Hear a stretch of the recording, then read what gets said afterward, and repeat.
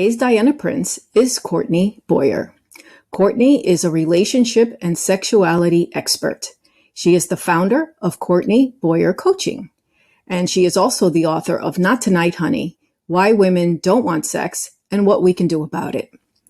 Courtney believes that we can reclaim our power through our sexuality. She helps her clients infuse passion and creativity into their lives by helping them uncover what's preventing them from connecting with their priorities and purpose. So today, we're going to talk to Courtney about sex. Hey, thank you for joining me on Diana Prince to talk about this really complicated topic, sex. Yes, I'm so excited to be here. Thank you. I've thought of sex having a connection to how we come across in the world. Oh, I'm in my 50s. So if we could just go into that, that would be wonderful.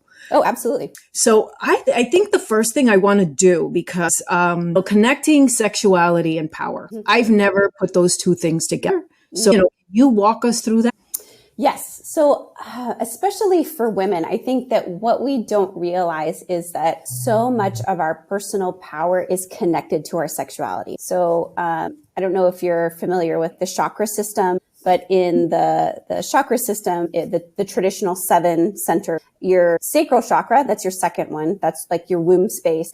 That is associated with sexuality, sensuality, pleasure, inspiration, and creativity. And so much of that contributes to how we walk through this world, the work that we do, and our ability to show up confidently, essentially. So I find that the more connected a woman is to her pleasure, and not necessarily just sexual pleasure, but just her pleasure in general, the more powerful she feels and the more able she is to tap into her purpose and show up in a more confident way. Okay, good.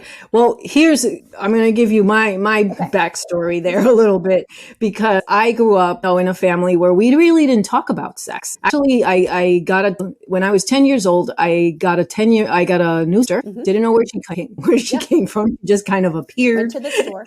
Sisters are us. And thanks to religion, my place in the world was basically the inherent evil of a woman and stuff like that. So that's where I come from. So when I think of power and sex, in my 20s, I had to change my whole value system when it came to sex. And I had to own my sexuality in a certain way, in a different way. And that was just giving me myself permission to enjoy it, to talk about it with my girlfriends, to go out and seek it, and try not to feel guilty about it. And I say try, because there's always, regardless, when you have a foundation, your foundation always kind of brings that little bit of the foundation of your values always kind of creeps in. Absolutely, yeah. Yeah. So it was always kind of a challenge for me to own my sexuality in that way. So I never looked at it as a sense of power of what I can bring into work and other things. And I think that's what you dive into in your book. So let's first talk about one thing. I think my key question in giving you that background is, like, women who have that level of guilt with sex, period. How does one, even when they break that pattern, how does one deal with that guilt? Is there a way to deal with it, or is that just the nature of what it is? Yeah, I think one, that your story is like so many women that I've worked with over the years. So you're absolutely not alone, especially those who grew up religiously like I did. There is such a power in sexual shame and that baggage that it's really hard to let go of that on your own. And so I encourage people, if they can, to work with somebody who knows how to work through that sexual baggage. So your question is, yes, absolutely, you can. It is not something that you are stuck with for the rest of your life, but it is something that will require you to intentionally work through. So if you want to completely go 180 from, if you grew up in let's say a very conservative, religious, oppressive environment sexually, to somewhere where you feel it's sex positive, it's celebrated, it's enjoyed, you feel empowered, that requires intention and that requires a plan. So think of it like a map. Like, you want to get from point A to point B, you need to figure out, right, that path. It just you don't magically transport, unfortunately. And so that's why one of the things I do in the book is I help people to understand what some of those roadblocks along their path is and why it's not so easy for them to just flip a switch and be like, oh, of course I want sex. Yay, it's great. I love it. It's an examination of like, oh, these are all of the things that I've been carrying for so long. And of course I haven't been interested in sex. Of course I feel like there's something wrong with me. But yes, the first step is being aware, like self-awareness. Where am I at? Where have I been? What are the messages that I've received? And then asking, where do I want to go? Like, what does that end goal look like for me? And for a lot of women, they just want to feel free. Like they want to feel liberated. They want to feel empowered. And so great. Okay. There's lots of different ways to get there. One of the ways, and I talk about this in the book, is to give yourself permission so that release it, drop it so that you can start to walk on that path. It doesn't mean it's going to magically go away, but every day you choose yourself and you believe that you are deserving of pleasure and good things, it gets you closer and closer to that ultimate goal. Got it. So let's then dive into the other thing that I really wanted to talk about is basically how you connect sexuality to owning your power, but not in the sense that we just covered, but also in the workplace, in achieving your goal. And the woman who thinks that she can do it all. So I'm going to just kind of segue into my 50s. And I had a great life in terms of reevaluating my sexuality and trying to own up or own the fact that sex was pleasurable. But now I'm in my 50s and I'm, that's a whole other element of complications there because you have a shifting libido. And I definitely, at another point, I tell myself, okay, well, now I'm focusing on this second chapter of my life. And there's a lot of work. There's a lot of things to do. And I know that you touch upon the fact that women who think that they can do it all, a lot of the times then that probably more of the reason, I think that may have been probably more of the reasons that they don't shift into being sexual or wanting sex. I think what I'm trying to say is we talk about not trying to do it all in many different ways, but we don't address it with sex. Okay. So can you walk us through what is really happening when you are so hyper focused on getting so many things done and loading up your calendar that you don't have the desire for sex? Got it. I think one of the things that we really need to look at before, like sex is kind of a symptom in a way. And what I mean by that is we have not been taught to prioritize pleasure. And we've seen pleasure as a distraction or a reward. It is never the path. Check. Okay. Well, now we're done. Glad we could get that figured out. Yeah. But we're not aware that we're doing it. Correct. Because society is so smart in getting us to be so preoccupied with achieving and doing and all of the things. Like, no, we don't got time to stop and smell the roses. We do not have time for sex. For that. Like, what? Exactly. But the funny thing is that what I have seen is that the women that are the happiest are the ones that are most connected to the things that bring them pleasure. And that doesn't mean sex. For some people, sex isn't like and when I say sex, I don't just penis and vagina sex or like any like intercourse per se. I mean any type of sexual act itself. So anything that would be considered sexual, kissing, touching, self-stimulation, anything. Those are all considered sexual in my book. And we see this as so distracting. And we've been raised to really distrust those desires because they lead us astray and they distract us and they take us away from the important work. People can see my air quotes, the important work. And so we become to have this really love-hate relationship with pleasure. So no wonder sex is not a priority because it is a pleasurable experience. But when we don't see it that way, when we don't lay our life with pleasurable things and incorporate joy and happiness and passion and excitement, it's not going to be on our top 20 things to do. So then based on what you're saying, obviously when you're in your 20s and your 30s, you've got so much time and it's easier to prioritize sex. So maybe when you're in your 50s, when time is just such restraint, would that be an answer on why maybe the sex drive goes down at 50? I mean, there's multiple factors, right? Like, so you cannot overlook the hormonal aspect. So we're outside of that. That's a whole other podcast. So when you're in your 20s and 30s, your hormones are at their highest, essentially. So yes, like that is working in your favor. Once you hit your 50s and you're most likely in menopause, like your hormones are not working in your favor to fuel that sexual desire. That doesn't mean. But I can definitely relate to the fact that when the desire is there, it's like, what the bother? Like, what?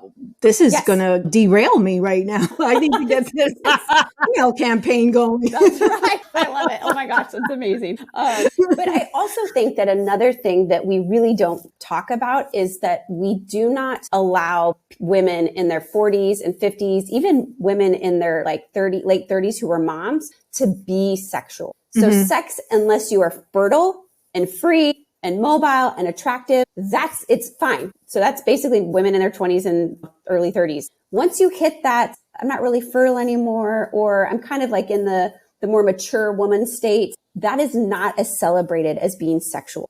And so women have internalized these messages for decades. Well, nobody sees me as sexual. I'm not desired anymore. I'm not desirable. So I might as well just go out to pasture and die. Like I don't need there's no reason for me to have a desire or to have a sexual desire. And so that's what I see happen, is that women disconnect from their bodies because it's a way of preserving their pride in a sense. Well, of course I don't have a sexual desire because I'm quote old. I'm in my 50s. I'm in my 60s. Like nobody wants me anymore. Yeah, they do. Okay. But we just don't talk about it. We don't celebrate that. And so then we just assume that, well, nobody wants to see that. Ew, that's gross, whatever. Conversations do get less frequent. Like literally when you're in your 50s, what I've seen is obviously you have your circle of friends gets a little bit, actually gets tapered back quite significantly. And so you don't really have that, from my perspective anyway, you don't really have a lot of channels to talk about sex. Yeah, and absolutely. if you do, I couldn't tell you. I couldn't tell you whether it would be different. A lot of people expect you to just be satisfied. You're a grandma, you're going to be a grandma soon, or your kids are out of the empty nesters, and those are the things that should bring you joy. And that should be where you find your purpose and your identity. And it's like, why can't I find my identity in being a hot ass woman? Okay, that I have a lot to offer. But no one's setting that trend. No one's talking about that. It's even, I think it's more so now commonplace for women in their 30s and 40s for their friends to be having those conversations and be like, girl, you look great. You should go out and get you. I don't see that happening as much with women in their 50s and 60s. But that doesn't mean that we can't start to change that and start to encourage those conversations to happen. No, and to your point, when we set up this particular podcast and I saw what we were going to essentially talk about, but it didn't bring me to my current state right now. It was like that girlfriend state back a few years ago. I'm like, damn, that was nice. That was lovely, man. We would sit and chat about sex and this and that. And what happened? Why am I not talking about that right now? Right. Yes. No, the reason why, and I told you this before we started, is I told my husband last night, I was so excited to have this conversation. I do a lot of podcasts, and this was really one of the most exciting ones I've been excited for, because my mom started dating about a year or so ago, and she's 63. And this was a whole new world for her. And seeing her go through like feeling like nobody's going to want me. And I can't talk to my friends about sex. Like what are we going to talk? Like they're going to think I'm weird. And so walking with her through this path, because she's one of my best friends and I believe in her and I think she's amazing. And I want her to find somebody that treats her well and gives her pleasure and has an amazing experience. And so anytime I get to talk to women 50 and over, it is a joy to me, because I think this is such an integral part of who we as women are. And that doesn't die just because we hit middle age. Yeah. Yeah. It's so true. So true. And I'm looking at it now, have not thought about it in 7 years, to be quite honest, until now. So I really appreciate this conversation and bringing this to the surface. Good. So I was like you, I was very excited to have it. So one question, for you is, what advice would you give a woman over 50? Since you already have gone through it with your mom, in navigating this complicated shift of sexuality and finding that passion again, what should be the first thing, a woman over 50 should? I would say to give herself permission to dream big. what do you want? Ask what yourself, does that mean? Give herself permission. You're going to orgasm tomorrow or something? No. Like, what do you want? What do you want? Do you want somebody that kisses you deeply? Do you want somebody that gives you back massages? Do you want somebody that just sits with you and listens? Do you want mind-blown multiple orgasmic sessions? There is no right or wrong answer, but believe that you are deserving of whatever those desires are, because I truly believe that every person has unique desires and they are there for a reason. Gotcha. Oh, very good advice. Very good advice. See, I still went back to the 90s. So I'm really glad you're here to ground me. It's okay. And yes, it's an individualized approach. So each woman should define what that sexuality means to them. And 100%. Especially over 57. So thank you, Courtney. You're welcome. All right. Well, we are, one thing that I wanted to do is give you an opportunity to speak to anything that you have going on. Okay. Any offers that you have, or if you just want to highlight your book, that you got the floor. Oh, well, thank you. No. And again, thank you so much for the opportunity to serve your audience. Like, I really am passionate about this. And so I love the opportunity to talk about this with anybody, but especially with women who are older. So yeah, I wrote a book. It's called Not Tonight, Honey, Why Women Actually Don't Want Sex and What We Can Do About It. It is just amazing. I love it. It is really, I wanted to create a work that felt accessible and understandable for people to understand where they're at and give them a guide of where they could go. And then in terms of current offerings, right now I'm in the process of finalizing what are called sexual empowerment weekends. So where I get a small group of women together, about 6 to 8, and we go through and create a sex life that feels good for you. So we tackle why you're not having the sex that you want and figure out a plan of how to get you there. And we do it in a supportive environment that's confidential and loving and fun. So those, I'm in Europe. And so those will start first in Europe. And then next year they will roll out to the US. And then I also offer one-on-one intensives for women who are super motivated and want to do a weekend of work where they whip their sex life into shape. That's wonderful. Yeah.